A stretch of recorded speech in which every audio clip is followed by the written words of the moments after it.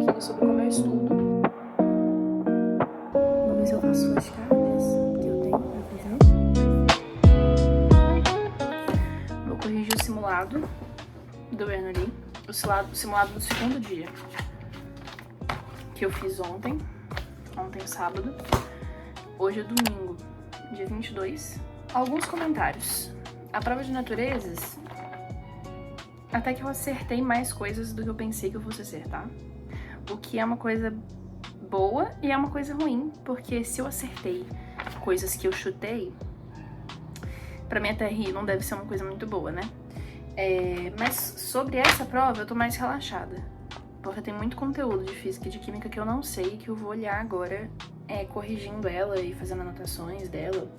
E aí, minha preocupação maior foi a prova de matemática, porque eu acertei muita questão boa, muita questão que eu sabia que eu tava fazendo certo, de contas de volume, que não são fáceis, foram contas extensas. E errei questões que eu não podia ter errado. Eu, inclusive, tenho que descobrir o que aconteceu, porque eu tenho ácido absoluto que foi falta de atenção. E isso não pode acontecer. Eu errei uma questão de média, moda e mediana, que eu não podia ter errado. Isso aí, gente, é crime no Enem. Eu não sei se vocês sabiam, errar questão de moda, média e mediana é crime, é fora da lei. E ao mesmo tempo, umas questões assim, muito assim, que eu devia ter acertado, eu não acertei. E umas mais difíceis que eu chutei, eu acertei. Entendeu? Então eu acho que minha TRI vai pro lixo. Gente, eu também tô muito acabada, tá? Eu prometi que eu não ia fazer isso esse ano, mas eu acho que as minhas promessas, como vocês já sabem, elas não são muito confiáveis. Não, eu juro que eu sou uma pessoa confiável, gente, mas é porque eu não tenho tanto tempo. São 5 da tarde, quase 6 da tarde agora, e eu tô mexendo com isso, porque eu tava tentando fazer algumas coisas pra mim, né? Fiz minha unha hoje. Também não é a melhor unha da vida. Eu adoro fazer esse tipo de unha assim, gente. Fiquei um pouco com a minha avó, vi meus tios hoje. Todo mundo mora meio perto aqui, então a gente consegue interagir bonitinho. E agora que eu peguei esse simulado da mão pra fazer. Meu objetivo agora, se eu for uma pessoa rápida e eficiente, é corrigir principalmente as questões que eu já sabia a matéria e que eu não acertei por falta de atenção ou por algum conteúdo que eu já esqueci desse ano, que acontece muito, gente, é normal. Eu não sei se eu vou mexer com as questões que eu errei por falta de conteúdo, porque, por exemplo, tem alguns conteúdos aqui, principalmente da prova de naturezas, tipo questões assim, ó, de circuitos, que eu não vi circuito ainda, então eu não vou preocupar em corrigir um negócio que é um conteúdo totalmente novo pra mim.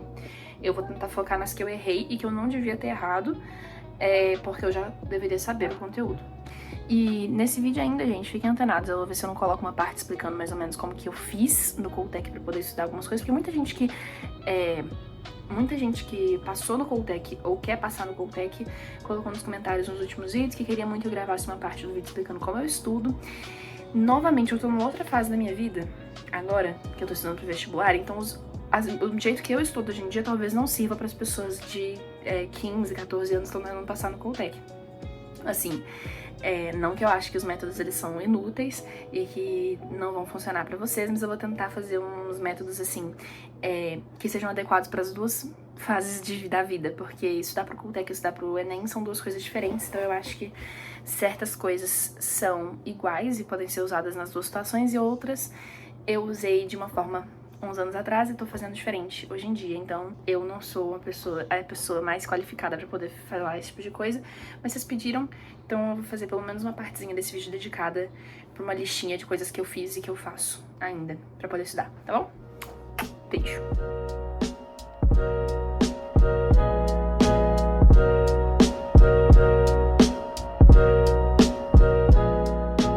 Bom dia, pessoas!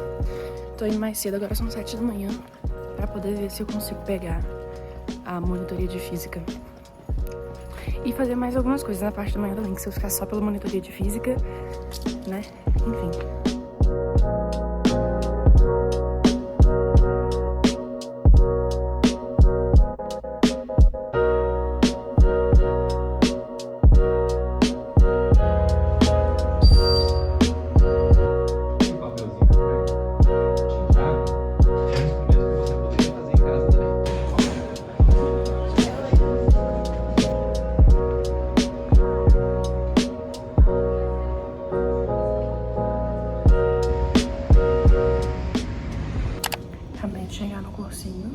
Eu não sei se tem como me ouvir, porque eu tô falando baixo, porque eu tô perto das salas de estudo.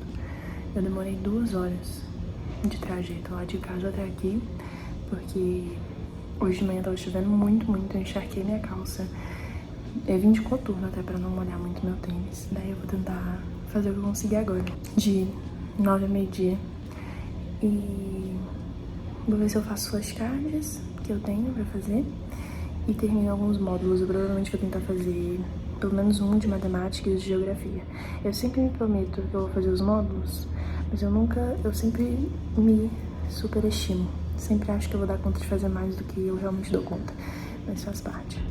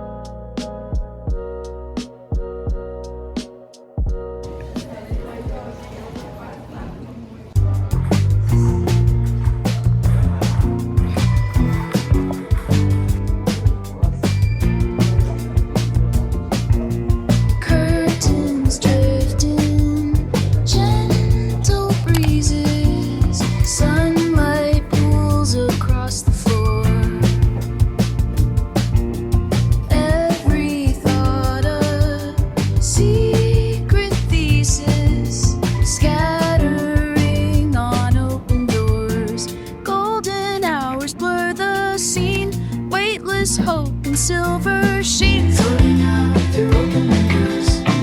Breathless moments linger close. Painted skies inside my pillow, letting every feeling show.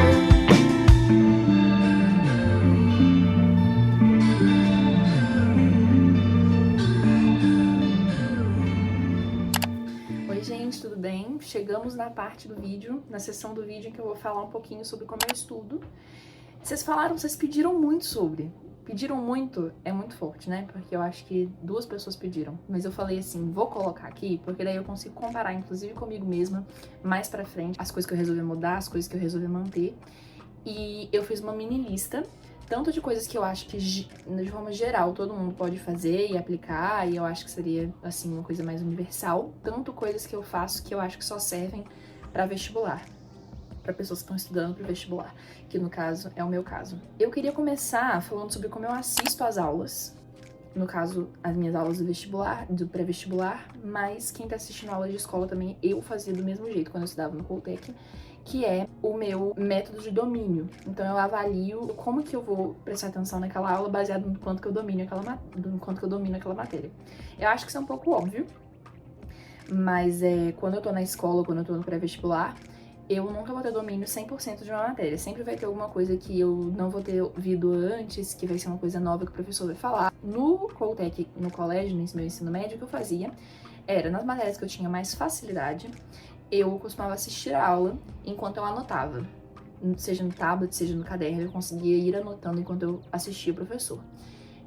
Isso tem a ver com o domínio que eu tenho na matéria, que eu sinto que eu tenho, quando você tem mais confiança na matéria, você tá acostumado com as coisas e os conceitos que vão ser ditos naquela matéria, e também com o método de ensino daquele professor. Então, se você conhece aquele professor e você sabe que ele fala muito rápido, que ele dá uma matéria de uma forma muito específica, que ele dá muitos detalhes enquanto ele tá dando aquela matéria, provavelmente não é um professor muito bom para você escrever enquanto ele fala. Porque se ele dá aula muito rápido, você não vai conseguir acompanhar tudo que ele fala, entendeu? Então é por isso que, independente do domínio que eu tenho da matéria, eu sempre vou gravar as minhas aulas. No caso do pré-vestibular, eu tenho as minhas aulas gravadas no meu sistema, né, lá do Bernoulli. Mas, mesmo assim, eu gosto de gravar as minhas próprias aulas. Eu gravo pelo tablet, porque daí, enquanto eu vou escrevendo, eu vou gravando a aula, é uma coisa simultânea. Dessa forma, quando eu for ouvir a gravação daquela aula, eu consigo saber, inclusive, o que eu estava escrevendo naquele momento em que o professor estava falando aquela coisa.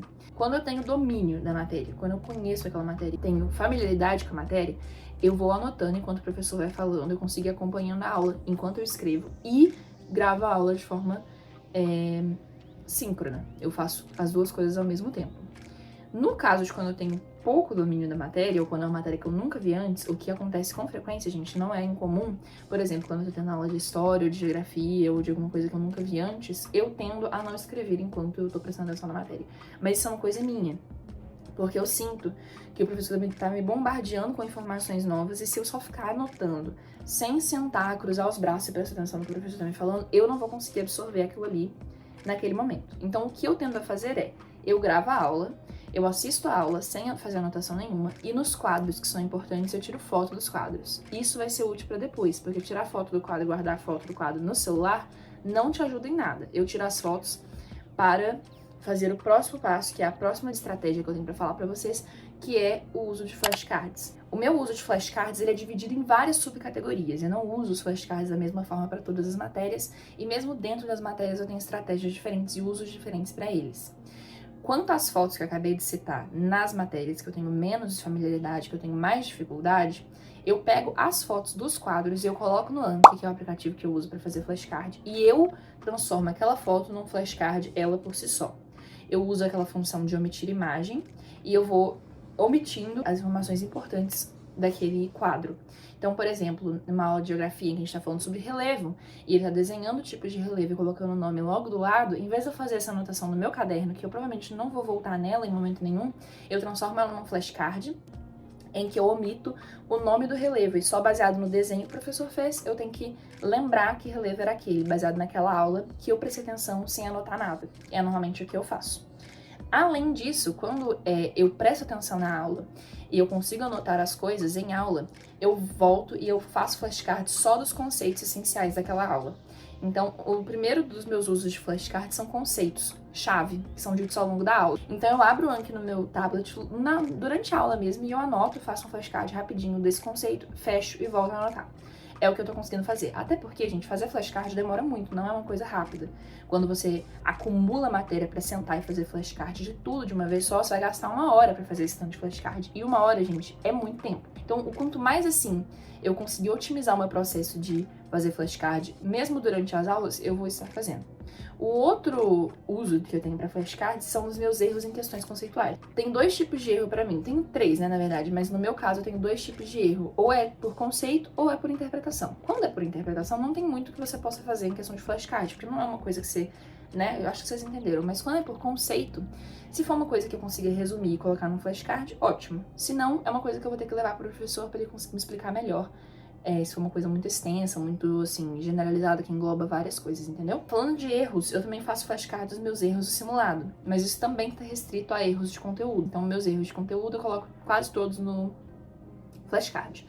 Seja em formato de escrita, seja em formato de imagem, o que eu conseguir deixar que seja uma coisa mais visual, que eu consigo lembrar com mais facilidade, eu vou estar fazendo, né? Esse aí método. Fórmulas e truques, macetes.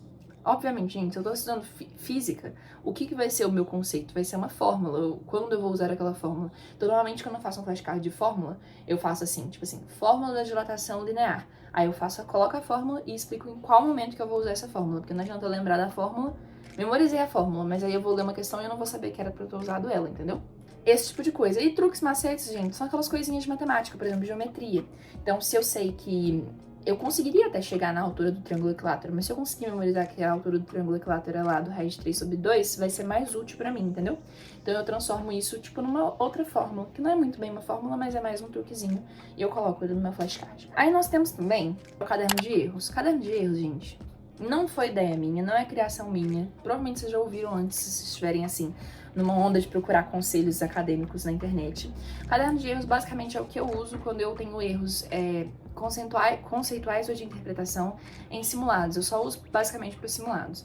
A diferença que eu vejo neles pro flashcard é que o ato de escrever no meu caderno, uma coisa que às vezes eu já sei, me ajuda a memorizar melhor. Mas mesmo assim, tudo que eu escrevo no meu caderno de erros, eu também faço flashcard sobre.